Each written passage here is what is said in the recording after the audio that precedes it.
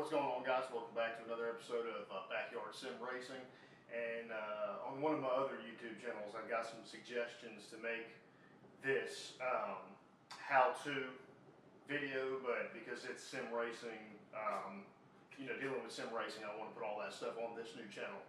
So what I have here is the stock pedals that come with the TX wheel, and a lot of people that go over from console racing to simulation racing, they started out with something similar to the TX wheel, which comes with these two-piece pedals.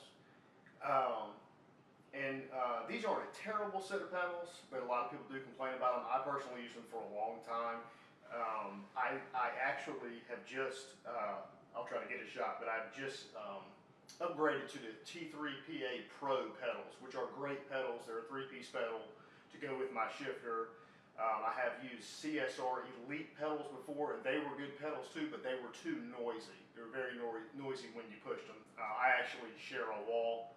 I live in a duplex and I share a wall, so they make a lot of noise. I got to make sure everything's quiet. So anyways, these pedals I went back to, and they're actually pretty good. I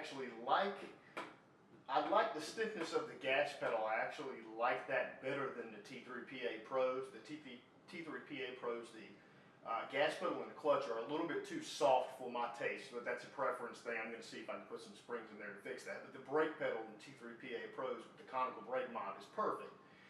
Now, back to what this video is about. This is the TX base.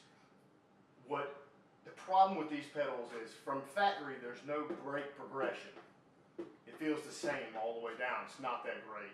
You really need brake progression to perform well and compete in any kind of real simulation, especially when you're out on track with other real people in the world. You need to have brake progression because you will lock your brakes up, because instead of using muscle memory, or it will be muscle memory, instead of having to know, okay, I need to stop here with my foot, you'll have a feeling back there.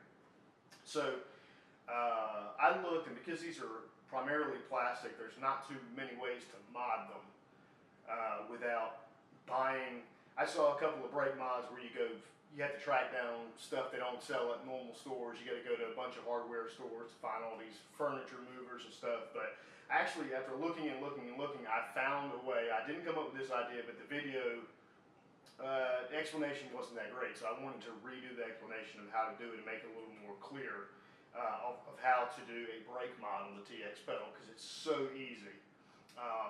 What you need to do this is almost comical, it's almost silly, and you can get everything you need from Walmart or any big box store. So what you'll need to do this is a bag of colored fluffy balls, and you also need a bottle of glitter glue. Actually, no, I'm just kidding. This is for one of my wife's projects, but that's not what you need. Let me put these off to the side. But what you really need is almost just as comical. What you'll need is one of these right here, and what you'll also need is a bag of these. Alright guys, so on a serious note, I'm back and I've got what you need. What you're going to need, and you can get these, you can source all of this stuff from Walmart, like I said before. And it's very inexpensive. So instead of going out and spending $150 or more dollars on a new set of pedals, if you don't have that kind of budget, you can just make these work better. You can do a brake mod right here on these pedals, and it works great, I promise you. It feels very similar to the conical brake mod that I have on my new T3PA Pro pedals. This was, I think, just under $10 for a box of 2. It is yoga blocks. They're over in the health fitness section of Walmart, and then this is over in the like with the screws, nuts, and bolts. These are just cable ties, and I got a couple different sizes of them, and it seemed that the 14-inch length ones worked pretty good, and they're $2 or $3 for a box, not much at all. As far as tools, all you're going to need is a knife a pair of scissors or a knife to cut off the excess of this when you're done. And this came with 2. This may be a trial and error thing, because it took me several to get it completely right. You can see where I was cutting several shapes out to figure out which one was the best width.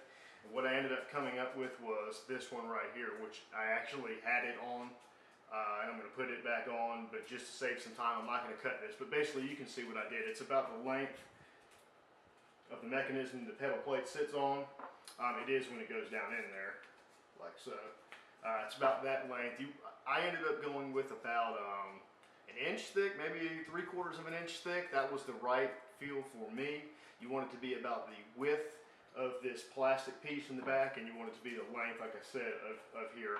The one thing that I did do that the other guy did not suggest was if you can see that, ignore that over time, because I've had this on here for a long time. The cable tie has squished this, but you know, it was one solid piece. Prior looked like this. I cut out a notch in the back so that it fit better down into here, like so. Okay, so that just sits in there just like that, and you can almost see where I had the cable tie. Now, you do want to make sure, be careful, because there is a spring down in there.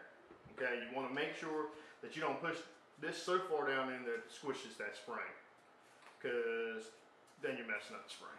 But I'm pretty sure you can see that pretty good. You get the idea. You're just going to put it right back there. Take your cable tie.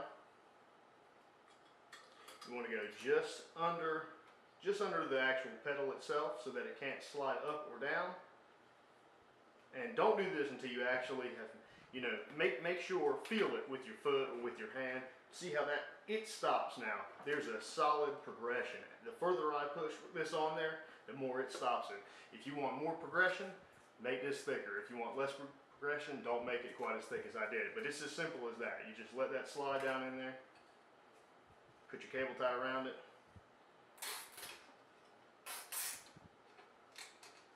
Get it wherever you're comfortable with it. Doesn't matter where you put it.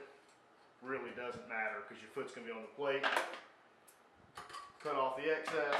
Make sure it's not poking your foot. Wrap around whatever you want. And then you've still got the cheap pedals that came with your TX base, but they've now got brake progression. And I guarantee that this will help you with your time lapse. You'll be a lot faster if you have some brake progression. So for under 10 bucks or 11 bucks, you can do this. Try this before you buy a new set of pedals. Especially if you're running iRacing, there's no reason really to get a third pedal, because you're not going to use it on 99% of the cars that they have available. So just go with this and try this out first, because you'll save a ton of money. But that's it. I hope you enjoy. Hopefully this will help somebody out, and I'll see you in the next video.